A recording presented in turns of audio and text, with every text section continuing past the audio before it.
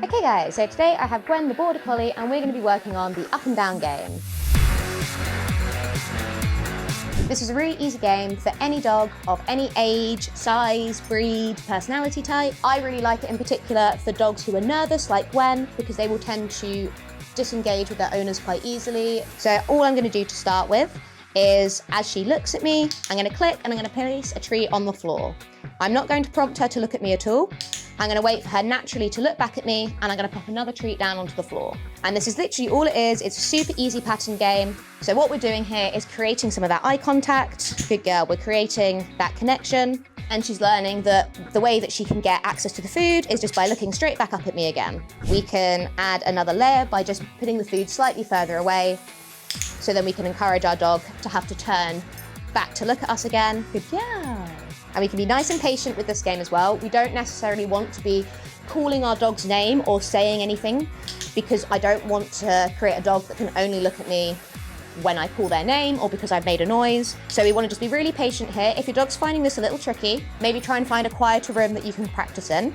When your dog is able to do this really easily inside, we can start to take this out into different environments. So you can see already, as soon as we stepped outside, she's a little bit nervous, she's looking around her. So again, I'm just going to be really patient, stay nice and still, and I'm just going to wait for a little bit of connection from her so that we can start to play the game again. So although this doesn't seem like very much to us for a nervous Border Collie, that's enough stimulation already to distract her and get her a little bit disengaged. And she just needs that little bit of help to re-engage again. And that's why I don't want to ask too much of her straight away. I don't want to make it too difficult for her. Once the dog's feeling a little bit more confident with this, you can start to add a little bit more movement. So again, we can throw the treat slightly further away from us and allow her to then come and find us again. And she's just having a little look at the person over there. Yes, good girl.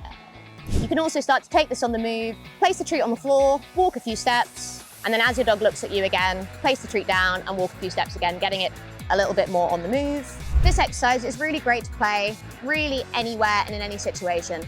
You only need to play it for maybe a couple of minutes at a time. If that, you could even just do it for a minute, but it's really useful to do it before certain scenarios. So you might do a little bit of this game when you first put your lead on the dog, before you go out for your walk. If your dog's starting to get a bit overwhelmed, a bit overexcited, you refer back to this game, especially if it's something that they've rehearsed a lot. It's going to become easy for them to do because they know exactly what you want, and it just means that you can re-establish that connection again before continuing with your walk.